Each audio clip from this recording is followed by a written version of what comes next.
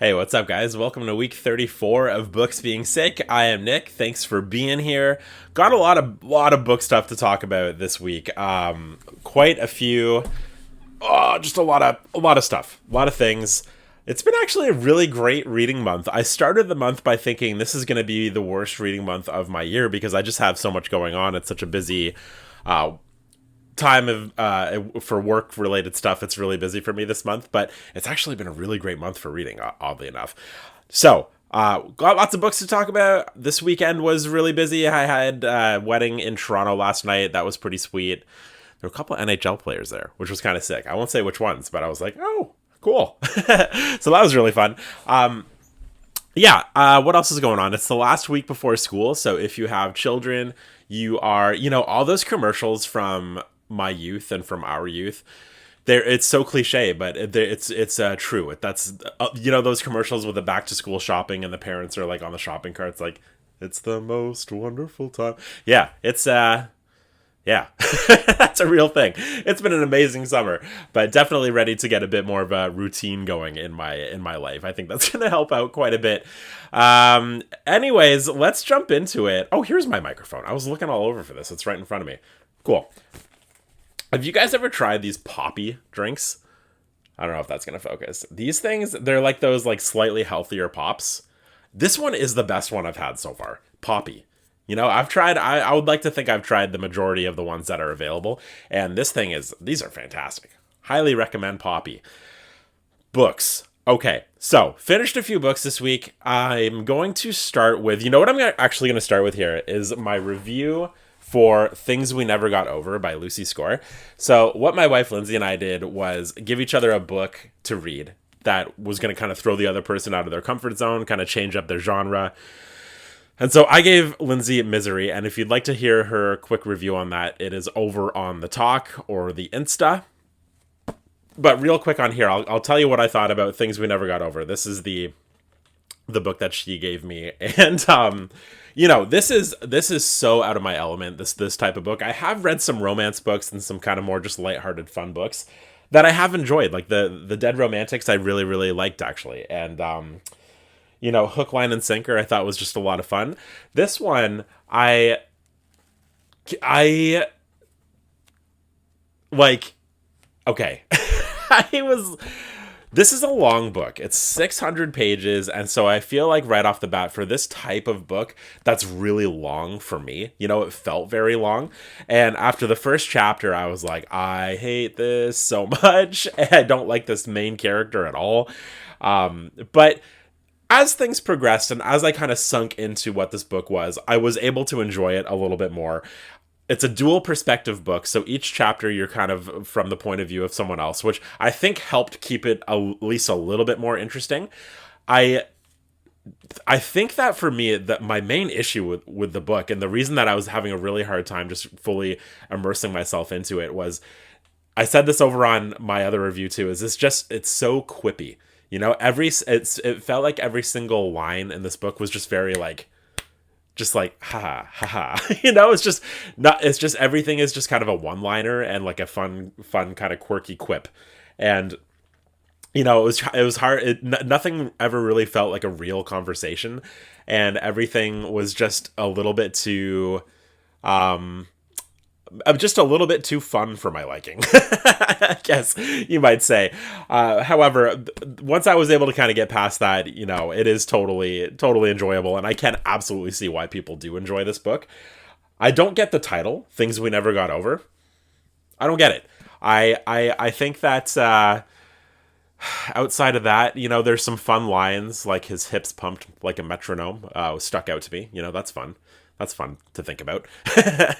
So, all in all, I gave it 3 stars. 3 stars is the lowest I've ever rated a book. I have a few other 3 stars on my Goodreads, but I suck at rating books. Like, I give everything 5 stars. If I even liked it, I'm like, 5 stars. You're great. I'm really bad at ranking things. So gave this 3 stars.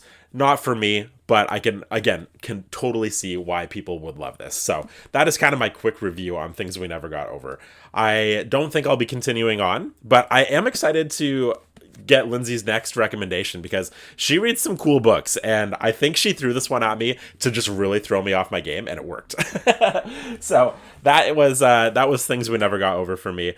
I will show you actually. So we picked out the next books that the other person's going to read, so I'll show those to you.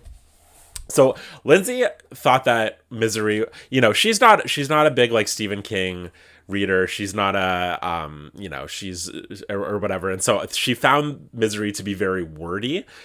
And I think that's a totally fair review and a thing to say because Stephen King is very wordy. His books are very long-winded. He can go off the rails a lot of the times, and you either love it or you don't. And I'm someone that loves it, but I know there are a ton of people out there that get kind of annoyed by it, and I can, again, totally see why. So I'm giving her another horror book because she wants to stick on the horror train, and I picked out Rosemary's Baby for her, which was a recent read for me, and I feel like this is going to be a good one for her because it's scary, it's fun, it's fast-paced, and it's not wordy. You can I flew through this book. I read it in like a day and a half. You can just absolutely rip through it, and it's a really good time. So hoping she enjoys that one a little bit more than Misery. And for me, she picked out The Simple Wild by K.A. Tucker. I know this is one of her favorites, so excited to give this one a go, and hopefully I'm able to kind of like sink into this one a little bit more than I was the other one. I don't know what this is about other than it's like it takes place in Toronto and then they end up in Alaska. That's literally all I know about it. So we'll see. We will see how that one goes. I don't know what to expect, but we'll see. Okay, moving on. Let's talk about some books that I finished this week. Really quick, I don't have a copy of it really. Well, I do. Skeleton Crew is a collection of short stories by Stephen King, speaking of Stephen King. And there's one in here that I've been wanting to check out for quite some time. It's called The Jaunt. And I have heard people that I really trust talk about The Jaunt over the past few years, namely Evan over on Insta. If you know, he's like the OG book guy over there. And so I've wanted to check it out because all these people say that it is one of the most disturbing stories that they've ever read, and that alone is just like, sign me up. That sounds exactly like what I want in my life. And I read it at about 1 a.m. a few nights ago, and it was fantastic. It takes about 30-45 minutes to get through, and it is just such a cool story. It's such a cool story about this new teleportation device called a jaunt, where people jaunt to a different location. And in this case, we're following a family of 4. They're waiting in the terminal for their turn to jaunt. And as they're waiting, the dad's kind of telling them the origin story of this teleportation device and kind of how it came to be and sort of the issues that the creator had with it along the way and how he had to figure out that you basically need to be put to sleep before you can jaunt. You can't do it while you're awake. And so something goes wrong, and I'll leave it at that. It was a really fantastic story. It was such a great, quick gut punch. The last paragraph was just awful. just pure terror awfulness that I really, really loved. So if you've read The Jaunt, you know what I'm talking about. If you haven't read The Jaunt, give it a go. It would be a perfect quick Halloween read out on the porch or wherever. It was a really fun one. I love Stephen King's short stories so much. He's so good. Speaking of how wordy Stephen King can be, when he tightens his stories up, it really does show. I mean, like, The Body turns into one of the best movies ever made, Stand By Me. Likewise, Rita Hayworth in The Shawshank Redemption short story turns into one of the best movies ever made. When he tightens up and does something short, it really does seem to work for the masses, But I love wordy Stephen King too. So actually, before I get into other recent reads, why don't I talk about a book I started this week, so we can just keep on the Stephen King train. I have finally started Wizard and Glass, which is book 4 in the Dark Tower series. And man, I've been really dragging my heels on picking this one up after The Wastelands. I think I finished The Wastelands about 9 or 10 months ago, I want to say. And so I've had a bit of a break, but man, it's weird how fresh The Dark Tower still is in my mind. Like, Drawing of the Three and The Wastelands are still just like, I remember everything about him. It's one of those few cases where it's like, oh yeah, totally. And The Wizard and Glass picks up right where Wastelands left off. We're on Blame the Pain, and we're solving riddles, and it's just, I'm fully back in. After the first 10 pages, I was like, oh man, yeah. Like, it was just like, I'm so glad to be back. I'm so glad to be back here. I miss this. I love this. This is my jam. And I'm so I'm in love with Stephen King and The Dark Tower. Wizard and Glass, I think, is going to be a real treat. I think I'm 50 pages in. Where am I? No, I'm not that far. Like 70 pages in, somewhere around here. Lovely. It is so, so good. I can't wait to hopefully finish this by the end of this week. That's a tall order. We're looking at about 900 pages here. I think this is the longest Dark Tower book. I can't say for sure, but it's definitely top 2 longest ones. It is a real chunky book. And I'm so excited to be back in the Dark Tower world. I would love to know if you guys have read The Dark Tower. What is your favorite book? Because Wizard and Glass can be a little polarizing for some people. Some people are like, I really didn't love it. And a lot of people say it's their favorite Dark Tower book. So it's kind of all over the map. For me so far, I am loving it. This is right up my alley, and I think it's fantastic. So just happy to be back with these characters and in this world. Another finished book, Night by Elie Wiesel. This is devastating, kind of a hard book to review properly. You know what I mean? Just based on what it is. It is so absolutely beautifully written. Like he just, the way that he tells his story is just, it's so haunting and so terrifying, but his language and the way that he is able to remember and tell this firsthand experience that he had is just so gripping. It really, really is. It is, as a dad, a lot of the father-son stuff was just absolutely brutal. I took a long time getting through this one because I had to take a lot of breaks. I'm kind of a softie sometimes when it comes to real life stuff. I love horror and I love thrillers so much, but when it comes to real life stuff, I'm a little bit more like, I'm a bit of a, whatever. So, towards the end of this, for sure, it was hitting hard. If you have not read this, you need to. It is just it's got to be one of the greatest books ever written ever. It's absolutely fantastic. So again, just kind of be forewarned. I think it goes without saying that there is a lot of very heavy stuff in this book. So not for the faint of heart, but important read, important book, and just incredible. And so glad I got to experience that. So Night by Elie Wiesel. Gorgeous. What else did I finish? I finished, so here's what happened. The book club book for this month is Circe by Madeline Miller, a book that I am heavily struggling with. I really am not loving it, if I can be completely honest, and I hate saying that, but it's just, it's been a toughie for me. Believe I mentioned this last week. I just think Greek mythology might just not be for me, and that's okay. I think it's just might not be for me, and that's it. It is what it is. I am still going to finish it, but I am really struggling with this. I sat down the other, 5 days ago to keep reading this, and I read like a paragraph, and then I put it down, and then I picked up Breakfast at Tiffany's and read Breakfast at Tiffany's because I really wanted to read this by Truman Capote, and it was great. I've never seen the movie. Like, I've seen little bits and pieces of the movie Breakfast at Tiffany's, but I've never actually sat down and watched the whole thing. I have no idea what it's about. I assumed it was about someone that has breakfast at Tiffany's. I thought that's what the story was about.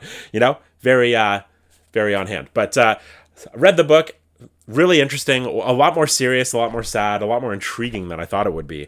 It's basically about the narrator who we don't know who he is, moves into this apartment and becomes kind of just enamored by this woman named Holly Golightly.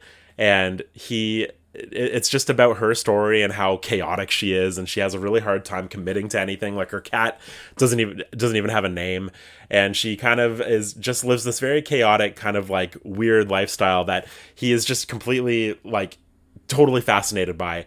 And the book is a lot more sad and a lot more serious, as I mentioned, than I thought it would be, and I really enjoyed it. This is my first Truman Capote book, and I am excited to kind of carry on with him and read In Cold Blood, because I know that's I think his kind of really most well-known one. Maybe it's this one, I have no idea, but totally great. I don't really have a lot more to say about it than that. It's a quick read. It's only about 90 pages or something like that, but just a real interesting read there. Some language in here that is a little tough, but yeah, Breakfast at Tiffany's. I'd love to know what you guys think of this book, because it's unique. I love kind of little slice of life books like that so much, so I was really enjoying it. Real quick, the only other thing that I had to mention was I picked up a couple books. There's this series of books that Olive Editions does, and this is kind of a subdivision of HarperCollins. I guess they do this every so often, and they released 8 horror books with like kind of limited edition covers and stuff like that. And I saw them on the shelf. I didn't even know these existed until I saw them in real life, and I was like, oh my gosh, these are the coolest books I've ever seen. One of these covers is the most terrifying cover I've ever seen in my life. It's my favorite book cover I've ever seen. So I'll share that with you right now. I'll go through the other ones first, though. This one is When the Reckoning Comes. That one there is pretty sweet. I actually don't really know what this book is. I'm excited to read it, though. Dracula is just fantastic. You can kind of see his forehead there as a bat, and it's just really nicely designed. Just nice and simple, which is what I really like about these covers. And we also have Bird Box here. Bird Box is one that I've been wanting to read. That's also just a really cool cover. So excited to dive into these for the spooky season, because that is coming. You can feel the air is getting a little cooler, and I am just so ready. I am so ready for fall. But this is the one that I thought was the scariest, most amazing book cover I've ever seen. It is for one of my favorite books ever, that being The Exorcist. And so here we go. I'm just going to show it to you. It's kind of a jump scare. Ready? Ugh. Isn't that just perfect? It is so good. I love how the title of the book and the author of the book is done how it's done. And just, oh my gosh. I accidentally left this kind of like up like this on my thing over here the other day, and I fell asleep over here, and I woke up with this just kind of staring at me, and it was the worst. So, but I love them. I think they're just so well done. I am totally obsessed with that. I also picked up this book here called The Whisper Man by Alex North. This was on a staff picks wall. And I always love looking at staff picks because it just feels a little more like a real genuine recommendation as opposed to going like bestseller walls or whatever. I love staff picks. So this sounded really, really cool. I haven't dove into this one yet, but excited for just it kind of seems like detective thrillery sort of, maybe Silence of the Lambs-ish. I'm not really sure, but excited for that one. Okay, so that kind of wraps up week 34, guys. Thank you. Oh man. I'm working my way through these cheese balls. I'm trying to be healthier, but I've got this like big thing of cheese balls next to me, so that's like the worst, you know what I mean? However, you know what? It's been great. It's been great being here. Happy to have you guys here. Thank you guys so much for watching. Again, oh, you know what? Real quick, I should mention though, we did pick out the book for September's book club. For the Sick Book Club. I always have to mention the book club on here because I love it. I love the Patreon so much. I will link it below if you're interested in joining. It kind of just helps me out, and it helps, and it's a fun community. I think it's been a lot of fun. But we picked the book for September, and I'm very, very, very excited about this. It's going to be East of Eden by Steinbeck. Now, this is a book that I was actually going to hold off on. My plan was to read a bunch of other Steinbeck books before diving into this one. I just completely 180'd on that. I'm like, what am I doing? You know, this is such a highly recommended book. Let me throw it on the poll and see how it does. And it crushed everybody else. There were about 15, 16 books on the list, and it just dominated. Like, absolutely killed the competition. So, East of Eden is going to be September's Sick Book Club book. If you'd like to join, the thing will be below. But, of course, I'll keep you posted on here if you want to just kind of loosely follow along. So excited to dive into that. Steinbeck is quickly becoming my favorite author, you know, right up there with Stephen King. I just am totally obsessed with him. And yeah, so I'm excited, man. I've got high hopes for this one. Everybody says it's like their favorite, not just their favorite Steinbeck book, but like their favorite book. So really, really, really, really excited for that. So that's going to do it for week 34, guys. Thanks for being here. Love you very much. And we'll see you next Sunday.